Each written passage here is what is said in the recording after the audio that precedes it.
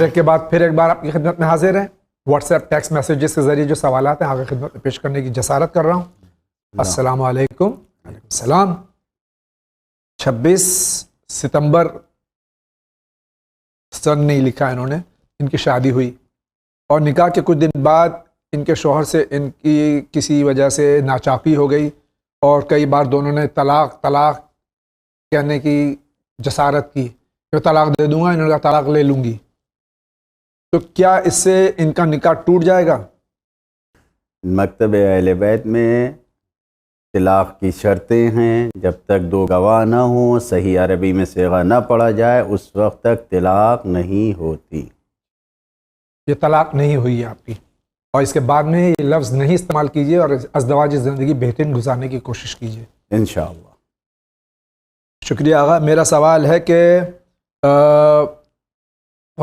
فرض نماز کے بعد کون سی دعا پڑھنا چاہیے؟ فرض نماز ہو یا قدوسی نماز، ہر نماز کے بعد صرف ایک ہی دعا کرنا چاہیے کہ اللہ ہماری عاقبت، ہمارا انجام بہتر کرے، خیر پر ہو، کہ جو کہا جاتا ہے اللہم اجعل عواقب امورنا خیرا، بے شک ہماری عاقبت بخیر ہو، اور وہ اللہ کی اطاعت اور اللہ کے رسول اور آل رسول کی اطاعت سے ہی عاقبت بخیر ہوگی۔ بے شک۔ شکریہ۔ السلام علیکم۔ وعلیکم السلام۔ I am Majid from Jammu Kashmir. My question is why Shia abuse the companions of Prophet sallallahu alaihi wasallam.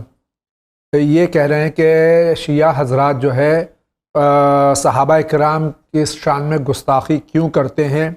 آپ اپنے لوگوں سے کیوں نہیں کہتے کہ وہ دوسرے مذاہب کا احترام کریں اور پیغمبر صلی اللہ علیہ وسلم کے اصحاب کرام رضوان اللہ تعالیٰ علیہم اجمعین کی توہین نہ کیا کریں، جبکہ ایسا نہیں آگا؟ الحمدللہ ہمارا مذہب، ہمارا جو مکتب جعفری ہے، جو مکتب اہل بیت ہے، اس میں یہ تعلیم دی جاتی ہے کہ المومن اخو المومن، المسلم اخو المسلم، مومن مومن کا بھائی ہے، مسلمان مسلمان کا بھائی ہے۔ ہم صحابہ کرام کو عظمت کی نگاہ سے دیکھتے ہیں، بزرگ صحابی ہیں، جناب سلمان، جناب ابوذر، جناب عبداللہ ابن مسعود، نہ جانے کتنے صحابی ہیں کہ جن کی کلمات، جن کی نقل کی ہوئی روایتیں ہماری آنکھوں میں ہیں، ہمارے سر پر ہیں، یہ ساری چیزیں ہمارے یہاں موجود ہے۔ یہ غلط پروپیگنڈا ہے، دشمن کی طرف سے سازش ہے کہ ہم صحابہ کو برا کہتے ہیں۔ نہیں، ہم صحابہ کو برا نہیں کہتے ہیں، ہمارے یہاں واجب ہے، ہم قرآن مجید کی صحیح تعلیمات پر عمل کرتے ہیں کہ جس میں کہا گیا ہے کہ ان کے خداؤں کو برا نہ کہو ورنہ وہ پلٹ کر تمہارے خدا کو برا کہیں گے۔ ہم اس کو اپنے مذہب کے لیے استعمال کرتے ہیں کہ ہم اپنے دوسروں کے خداؤں کو، دوسروں کے ولیوں کو، دوسروں کے ماننے والوں کو برا بھلا کہنا ہمارے یہاں جائز نہیں ہے، حرام ہے، اس لیے کہ پلٹ کر قرآن کی روشنی میں یہ کہ وہ ہمارے چاہنے والوں کو برا بھلا کہیں گے، لہٰذا ہمارے مذہب کی نظر سے جائز نہیں ہے، اور یہی تعلیم ہم پھیلاتے ہیں، اور ابھی آپ دیکھ رہے ہیں کہ ہم اسی پیغام کو آپ کے لیے بھی اور جتنے دیکھنے والے ہیں، سننے والے ہیں، سب کو دے رہے ہیں۔ آئیے اسی کے ساتھ آگے بڑھتے ہیں۔ السلام علیکم۔ وعلیکم السلام۔ کیا قمر در اقرب میں شادی کرنا مناسب ہے؟ برائے مہربانی جواب دیجیے۔ شادمان علی لکھنؤ سوال کر رہے ہیں۔ قمر در اقرب میں شادی ہو سکتی ہے، کوئی حرج نہیں ہے۔ شادی کے بعد کا جو مرحلہ ہے قربت اور نزدیکی کے لیے منع کیا گیا ہے کہ اس کے اثرات برے ہوتے ہیں، نکاح ہو سکتا ہے۔ شکریہ آغا۔ السلام علیکم۔ وعلیکم السلام۔ مولانا صاحب اللہ آپ لوگوں کو بہت آگے لے کے جائے، الہی آمین۔ میرا سوال یہ ہے کہ لیڈیز جب نماز پڑھتی ہیں تو ان کے دونوں پیروں کے درمیان کتنا فاصلہ ہونا چاہیے؟ چپکا ہوا ہونا چاہیے۔ جب قیام کی حالت میں عورتیں کھڑی ہوتی ہیں تو دونوں پیر کو سٹا ہوا، چپکا ہوا ہونا چاہیے، یہ مستحبات میں سے ہے۔ شکریہ۔ السلام علیکم۔ وعلیکم السلام۔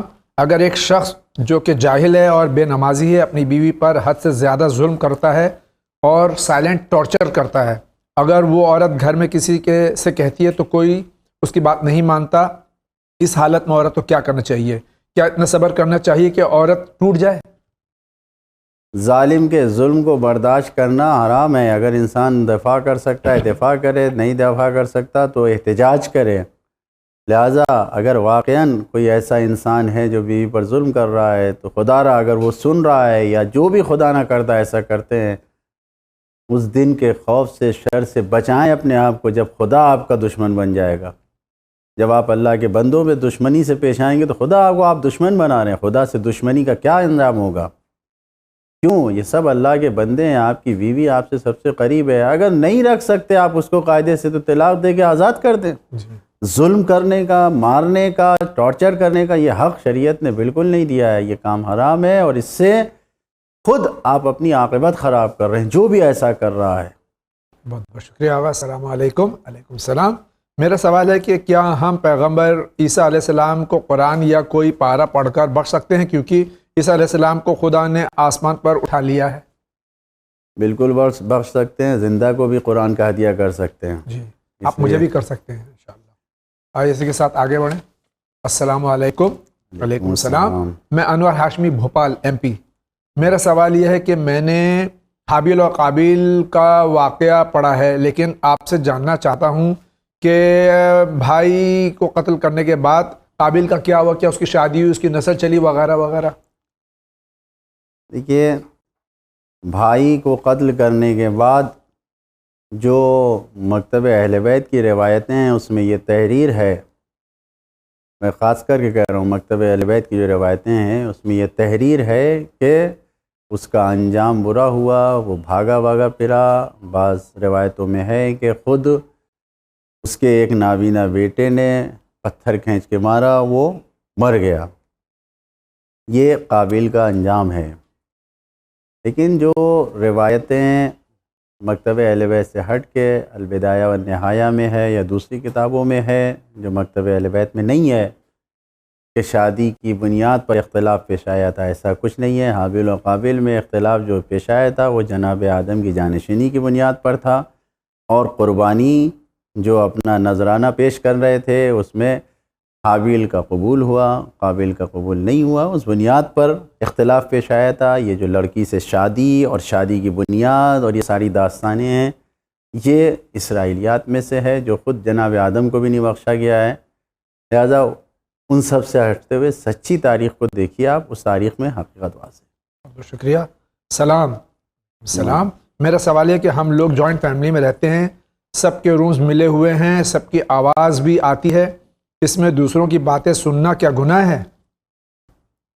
دو چیزیں ہیں، ایک ہوتا ہے سننا اور ایک ہوتا ہے یعنی غور سے سننا، کان لگانا. جی. تو کان لگانا اور غور سے سننا یہ حرام ہے، یہ منع ہے. لیکن آوازیں آ رہی ہیں اور آپ نہیں سن رہے ہیں اور گزر جا رہی ہے، اس کے اوپر کوئی اثر ترتیب نہیں دے رہی ہے تو اس سے کوئی حرج نہیں. لیکن خاص کر کے غور سے سننا، راز کو جاننا اور ان سب یہ حرام ہے. بہت شکریہ. ایک بہت طویل سوال ہے جس کو مختصر کر دوں. بسم اللہ. اور اس میں جناب السلام علیکم. وعلیکم السلام.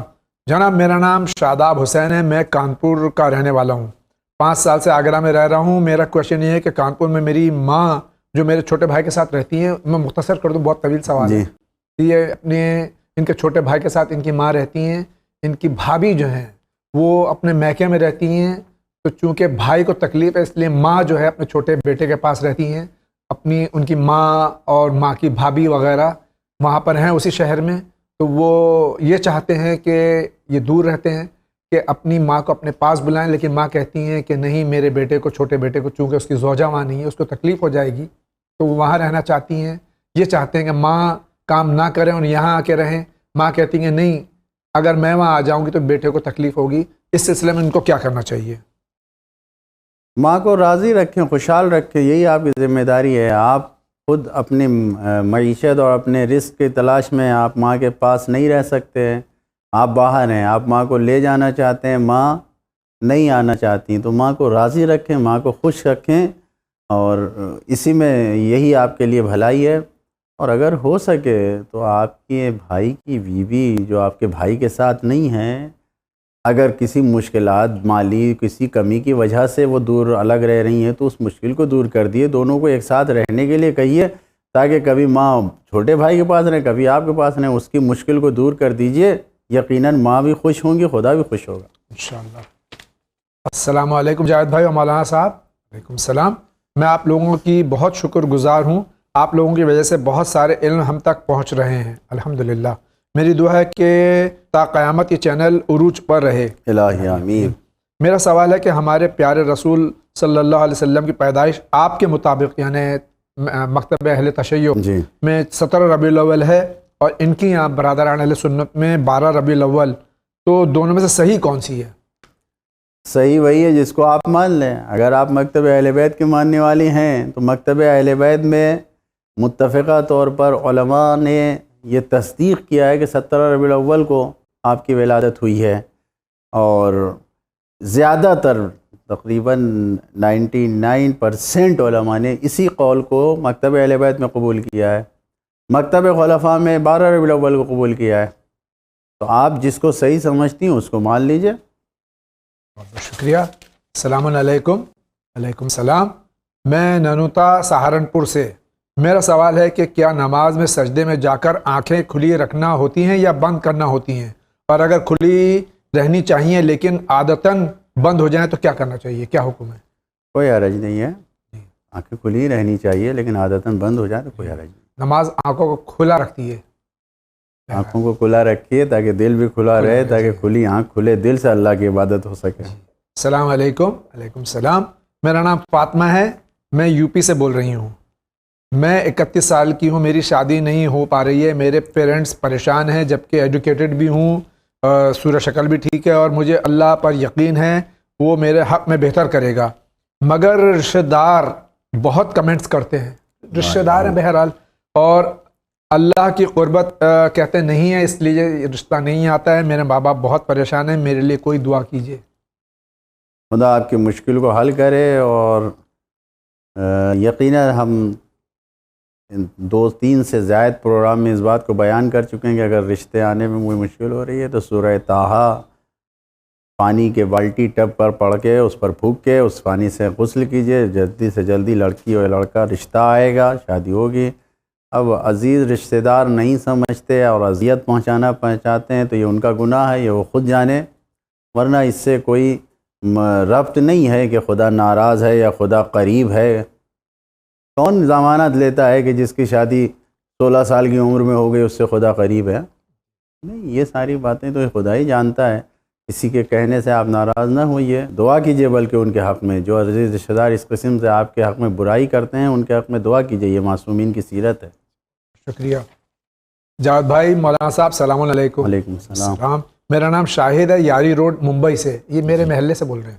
اچھا. فار مائی نالج میرا سوال نسب کے بارے میں ہے، اور اس میں 3 سوال ہیں. شریعت میں نسب کے بدلنے یا چھپانے پر کیا حکم ہے؟ اگر کوئی شخص غیر سید کا ہے اور سید غیر سید کا، اس کے لیے کیا حکم ہے؟ نسب کا چھپانا یا بدلنا یہ حرام کام ہے. جی. یہ بتائیے شاہد صاحب، کیا ایسا ہو سکتا ہے کہ ہمارے والد موجود ہوں، ہم کہیں کہ ہم فلاں کے بیٹے ہیں اپنے ابا کو چھوڑ کے؟ استغفر اللہ. کون کہے گا؟ ہم یہ کہیں کہ ہماری ماں فلاں ہے جبکہ ماں ہم جانتے ہیں کون ہے. جی. کوئی کہہ سکتا ہے؟ یعنی نہ اپنے باپ کو کوئی بدل سکتا نہ ماں کو بدل سکتا. تو اب روایت کے مطابق جو سید نہیں ہیں اور اپنے آپ کو سید لکھ رہے ہیں، حرام کام کر رہے ہیں. کیوں؟ اس لیے کہ اپنی ماں کے اوپر غلط نسبت دے رہے ہیں، الزام لگا رہے ہیں. الزام لگا رہے ہیں. اور جو سید ہیں وہ نہیں لکھ رہے ہیں یا انکار کر رہے ہیں، وہ بھی غلط کر رہے ہیں. جی. کہ وہ بھی ایک حرام کام کر رہے ہیں، وہ بھی غلط نسبت دے رہے ہیں. لہٰذا دونوں صورتوں میں حرام ہے. اگر ہے تو چھپانا نہیں جائز ہے، اگر نہیں ہے تو کہنا جائز نہیں ہے. اسی طریقے سے تمام مذہب، تمام فرقے جو بھی ہیں، انسان جس قبیلے اور خاندان سے تعلق رکھتا ہے اس کا اظہار کرے، اس کا اعلان کرے، اس میں کوئی حرج نہیں ہے. لیکن اس کو بدل کے اعلان کرنا یہ گناہ ہے. دوسرا سوال ہے، اگر کوئی اپنا نسب ظاہر ہی نہ کرے، اس میں نے عرض کیا کہ ظاہر نہ کرنے میں اگر کوئی مقصد ہے جی جس سے غلط فائدہ ہو رہا، غلط پیغام جا رہا ہو تو یہ حرام ہے. جی. لیکن واجب نہیں ہے کہ ظاہر کرنا. جی. تیسرا سوال ہے، اگر کوئی شخص پہلے غیر مسلم یا کسی اور مذہب سے تعلق رکھتا، بعد میں مسلمان ہو جائے، یعنی وہ چوہان یا کچھ بھی تھا، مسیح کچھ بھی تھا، بعد میں وہ اپنا سرنیم خان رکھ لے، سید رکھ لے، مرزا رکھ لے، تو کیسا ہے یہ؟ نہیں، سید تو صرف جناب فاطمہ زہرا سلام اللہ علیہ جو رسول کے اولاد ہیں بس وہی ہیں. جی. سید نہیں رکھ سکتے. اور دوسرا جو لقب ہے خان کا، جیسے جی کیونکہ بہت سے ایسے زمانے قدیم میں یعنی ماضی قریب میں جی 50 سال 60 سال 100 سال کے اندر کی بات ہے، راجپوت ٹھاکر اس قسم کے لوگ جنہوں نے مذہب تشیع کو اختیار کیا اور ہیں موجود ہیں، جو خان لکھتے ہیں اپنے آپ کو، تو اس میں شاید کوئی حرج نہیں ہے خان لکھنے میں، سید نہیں لکھ سکتے. سید نہیں لکھ سکتے. السلام علیکم. وعلیکم السلام. مجھے ایک پریشانی کا جواب چاہیے. میری شادی کو 3 سال ہو گئے ہیں. میرے شوہر دبئی میں رہتے ہیں اور میں یہاں مہاراشٹر میں اپنی سسرال میں رہتی ہوں. یہاں ایک ہاسپٹل میں جاب کرتی ہوں. پچھلے 6-7 مہینوں سے میری طبیعت خراب رہتی ہے. مجھے اس گھر میں سکون نہیں لگتا ہے سب چھوڑ کے اپنے ماں کے یہاں چلی جاؤں. کیا کرنا چاہیے مجھے؟ کیا ماں کے پاس جانے سے آپ کو سکون مل جائے گا؟ اگر ایسا ہے تو چلی جائیے. ورنہ حقیقت امر یہ ہے کہ جب خداوند عالم نے انسانوں کے لیے اس کار خیر کی تاکید فرمائی ہے تو یہ ساتھ میں یہ بھی فرمایا ہے کہ لتسکنوا الیہا، سکون حاصل کرنے کے لیے. جی دونوں ہن لباس لکم وانتم لباس لہن، دونوں ایک دوسرے کے لیے سکون کا ذریعہ، ایک دوسرے کا لباس ہیں. اب الگ رہنے کی وجہ سے ہو سکتا ہے یہ پریشانی ہو رہی ہے، تو آپ یا تو ایسے وسائل فراہم کیجئے کہ آپ خود اپنے شوہر کے پاس چلی جائیے اور ان کے ساتھ رہیے، آپ کے مشکل حل ہو جائے گی، یا اپنے شوہر کو بلائیے، مشکل حل ہو جائے گی. یہ مشکل آپ کی اس وجہ سے ہے کہ آپ نے شوہر سے دور ہیں. شوہر سے قریب ہوئیے، انشاءاللہ سکون حاصل ہوگا انشاءاللہ. مجھے یہ جاننا ہے. السلام علیکم. وعلیکم السلام. میرا بیٹا چھوٹا ہے جسے ٹوائلٹ وغیرہ ہوتا ہے، اس کو صاف کرنے سے کیا میرا وضو ٹوٹ جائے گا؟ ہرگز نہیں. ایک طویل سوال پھر آپ کی خدمت میں پیش کر دوں. بسم اللہ. السلام علیکم جاوید بھائی مولانا صاحب. علیکم وعلیکم السلام. میرا نام عباس زیدی ہے اور میں لکھنؤ سے ہوں. میرا سوال مولانا صاحب سے یہ ہے کہ کسی کی شادی ہوئی اور شادی کے بعد ہسبینڈ وائف میں کوئی ہسبینڈ وائف والی بات نہیں ہے اور وہ اپنی وائف سے علیحدہ رہتے ہیں اور خیال بھی نہیں کرتے، خرچہ بھی نہیں دیتے، ضرورتوں کا خیال بھی نہیں کرتے اور دونوں میں کوئی تعلقات نہیں ہیں. ان کا خیال صرف یہ ہے کہ ساس اور گھر والوں کی خدمت کرتے رہیں اور وہ دوسرے شہر میں رہتے ہیں اور وہ یہ چاہتے ہیں کہ بس اسی طرح زندگی گزرتی رہے. تو کیا صحیح ہے؟ یہ غلط ہے. نکاح کیا ہے انہوں نے، شادی کیا ہے، اگر اسی شرط پہ شادی کیا ہے تب تو ٹھیک ہے جی. کہ تم صرف اکیلے رہنا، میرے ماں باپ کی خدمت کرنا. اگر یہ شرط ہے، اگر یہ شرط کیا ہو تو ٹھیک ہے، لیکن سوال سے لگ رہا ہے یہ شرط نہیں ہے. جی یہ غلط ہے. بیوی کا خیال کرنا چاہیے، بیوی کا خرچ دینا چاہیے، بیوی کے ساتھ رہنا چاہیے، بیوی کو شوہر کا خیال کرنا چاہیے. یہ ساری چیزیں شریعت نے بیان کی ہے، لہٰذا شریعت کے قانون کے مخالفت کرنا یہ حرام ہے، صحیح نہیں ہے. شکریہ. السلام علیکم. وعلیکم السلام. مائی name is Sara Mansoori. I am watching your مسائل زندگی programme. Thank you very much. میرا کوشچن ہے، میرا 2 ٹائم رشتہ ٹوٹ چکا ہے اور اب میرا رشتہ کہیں سے نہیں آ رہا ہے. مجھے کیا کرنا چاہیے؟ ابھی آپ نے فرمایا. عرض کیا میں نے، مسلسل لوگ جو دیکھتے ہوں گے انہوں نے لکھ بھی لیا ہوگا آپ تو اس پروگرام کو، یہ سورہ طٰہٰ کی تلاوت کر کے پانی پر پڑھیں اور اس کے بعد اسی سے غسل کریں. جس بھی لڑکی کی شادی نہیں ہو رہی انشاءاللہ اس عمل کو انجام دے. قرآن مجید کی اس سورہ کے صدقے میں انشاءاللہ رشتہ آئے گا انشاءاللہ. السلام علیکم. وعلیکم السلام. میرا سوال ہے، شیطان انسان کو کس کس طرح سے نقصان پہنچا سکتا ہے؟ کیا شیطان خواب میں بھی آ کر انسان کو بہکا سکتا ہے؟ محمد دہلی سے سوال کر رہے ہیں. شیطان نے قسم کھائی ہے کہ لَأَقْعُدَنَّ عَلَىٰ صِرَاطِكَ الْمُسْتَقِيمِ، میں تیرے سیدھے راستے پہ بیٹھوں گا. تو یہ ایک پہلا یعنی پیغام میں تمام دیکھنے والوں کو دینا چاہتا ہوں کہ شیطان غیروں کے پاس نہیں جاتا. جو خود غلط کام میں غلط راستے پر لگا ہوا ہو، غلط چینلز دیکھ رہا ہو، اس کے پاس شیطان نہیں آتا. شیطان آپ کے پاس آتا ہے جو آپ اچھے راستے پہ، سیدھے راستے پہ، اہل بیت کے راستے پہ ہیں. شیطان نے قسم کھائی ہے کہ میں تیرے سیدھے راستے پہ بیٹھوں گا، بہکاتا ہے. جی. ایسی صورت میں اس نے خود یہ قسم کھا کے یہ بات کہی ہے کہ داہنے سے، بائیں سے، آگے سے، پیچھے سے، ہر طرف سے بہکاؤں گا. جی. لہذا انسان کو ہر اعتبار سے اپنے آپ کی حفاظت کرنا چاہیے کہ شیطان آئے گا. نہیں آئے گا شیطان تو صرف اوپر سے اور زمین سے نہیں بہکا سکتا، یہ شیطان کے اختیار میں نہیں. لہٰذا انسان کو عبادتیں کرنا چاہیے، خداوند عالم سے رابطہ رکھنا چاہیے، خداوند عالم کی پناہ میں رہنا چاہیے. یہ بہترین وظیفہ ہے انسان کے لیے. اور جب بھی یہ خیال آئے کہ شیطان بہکا رہا ہے یا کوئی شیطانی خیال ذہن میں آئے تو فوراً یہ کہنا چاہیے اعوذ باللہ من الشیطان الرجیم. اور اسی لیے کہا گیا ہے لا حول ولا قوت الا باللہ العلی العظیم کا ورد کرنا چاہیے انسان کو کہ واقعاً خداوند عالم کے علاوہ کوئی طاقت نہیں ہے، شیطان کی کیا مجال کے بہکا سکتے۔ بہت بہت شکریہ آغا. السلام علیکم. وعلیکم السلام. My question is, what do Islam say about self-defense of females for these situations nowadays in India where no female is safe؟ یعنی آج جو سیلف یعنی ڈیفینس کے لیے لڑکیوں کو اگر تعلیم دی جائے، کیونکہ آج لڑکیوں کا جو حال ہو رہا ہے ہمارے ملک میں بھی اور باہر بھی، ہمارے شہر میں بھی دوسرے شہروں میں بھی، آپ روزمرہ ٹی وی پہ دیکھتے ہیں، پیپروں میں پڑھتے ہیں، نیوز پیپرز میں پڑھتے ہیں، تو کیا سیلف ڈیفینس سکھانا صحیح ہے؟ اسلامی تعلیمات کے دائرے میں رہتے ہوئے اگر کسی حرام میں نہیں پڑھ رہی ہیں تو تعلیم دی جا سکتی ہے، یعنی جو جائز تعلیمات ہیں، جو جائز ڈیفنس کا طریقہ ہے، پردے میں رہتے ہوئے حرام میں نہ پڑھتے ہوئے سکھایا جا سکتا ہے۔ اور میں پورے اپنے ناظرین سے گزارش کروں گا، اپنے خاص طور سے نوجوانوں سے، کہ ہم سب اپنی ماں بہن بیٹیوں کی عزت اور احترام کرنا سیکھیں۔ ہمارے لیے ہر وہ خاتون جو ہماری رشتہ دار ہے یا ہماری رشتہ دار نہیں ہے، محترم ہے، اس کی عزت اور احترام کرنا سیکھیں۔ یہی مذہب اسلام کا پیغام ہے، یہی انسانیت ہے، اور پیغام انسانیت پہنچانا ون چینل کا کام ہے۔ اور یہ ہے بھی روایت میں کہ اگر انسان چاہتا ہے کہ اس کی بہنیں، اس کی بیٹیاں، اس کی مائیں دوسروں کی نگاہوں سے محفوظ رہیں تو وہ خود دوسروں کی عورتوں کو، دوسروں کی ماؤں، بہنوں، بیٹیوں کے اوپر نگاہ نہ ڈالے۔ یہ روایت کے الفاظ۔ جی بے شک، جی یہی اسلام ہے۔ جی بہت بہت شکریہ آغا. اور اسی کے ساتھ میں آخری سوال لے لیں اگر آپ کی اجازت ہو. بسم اللہ. لڑکے کے عقیقے کے لیے 2 جانور یعنی 2 بکرے ضروری ہیں کیا؟ اگر 2 لڑکوں کا اور 1 لڑکی کا عقیقہ کرنا ہو تو کتنے بکرے ہونے چاہیے؟ کوئی اگر غریب ہے وہ نہیں کر سکتا تو کیا کرنا چاہیے؟ 3 سوال ایک ہی سوال میں ہے. دیکھیے، نہ بکرے کی شرط ہے نہ بکری کی شرط ہے. عقیقے کے لیے جو جانور کی شرط ہے، جو قربانی کا جانور ہے وہی شرط ہے، چاہے بکرا ہو یا بکری ہو. ہر عقیقے کے لیے 1 جانور چاہیے، 2 4 کی شرط نہیں ہے. اور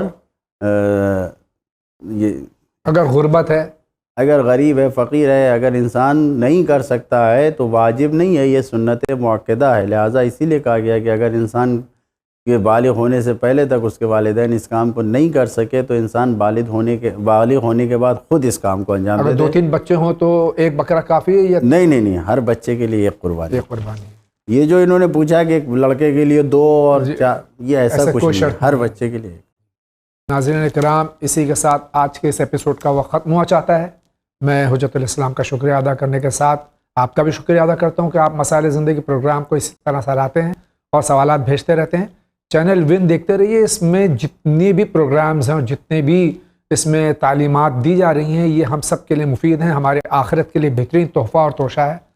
اسی طرح چینل ون کو سراہتے رہیے، چینل ون کی مدد کرتے رہیے کیونکہ یہ آپ کا چینل ہے. آگا آپ کی اجازت ہو تو پروگرام کے اختتام کا اعلان کریں. ہم بھی یہی دعا کرتے ہیں کہ انشاءاللہ اس نیت سے ہم دیکھیں کہ ہماری دنیا اور آخرت دونوں کے لیے یہ سارے پروگرام مفید ہیں. انشاءاللہ ہم بھی اس نیت سے دیکھیں کہ ہماری دنیا اور ہماری آخرت کے لیے بھی مفید ثابت ہوں انشاءاللہ. آج کا پہلا انعام جا رہا ہے. بیمار کو معلوم ہو جائے کہ بیمار پڑنے میں کتنا ثواب ہے تو وہ عمر بھر بیمار رہنا پسند کرے گا. دوسری طرف بیماری سے نجات پانے کے لیے بے شمار دعا معتبر کتابوں میں درج ہیں. تو یہ تضاد ہے، اس کا خلاصہ کیا ہے؟ مہربانی کر کے اس کا تفصیلی جواب دیجیے. وسلام. آج کا دوسرا انعام کے حقدار ہیں. میرا سوال یہ ہے کہ 17واں سورہ معارج آیت نمبر 17 میں جہنم کا تذکرہ کیا گیا ہے. جہنم سے نجات کا راستہ بہت محدود ہے، لہذا کن شرائط اور اوصاف کا پیدا کرنا ضروری ہے؟ اور تیسرے انعام کے حقدار ہیں. میرا سوال ہے کہ ہم لوگ جوائنٹ فیملی میں رہتے ہیں، سب کے رومز ملے ہوئے ہیں، سب کی آواز بھی آتی ہے، اس میں دوسروں کی باتیں سننا کیا گناہ ہے؟ اسی کے ساتھ میں آپ سے اجازت چاہتا ہوں. انشاءاللہ زندگی رہے تو پھر آپ سے ملاقات ہوگی. وآخر دعوانا ان الحمدللہ رب العالمین.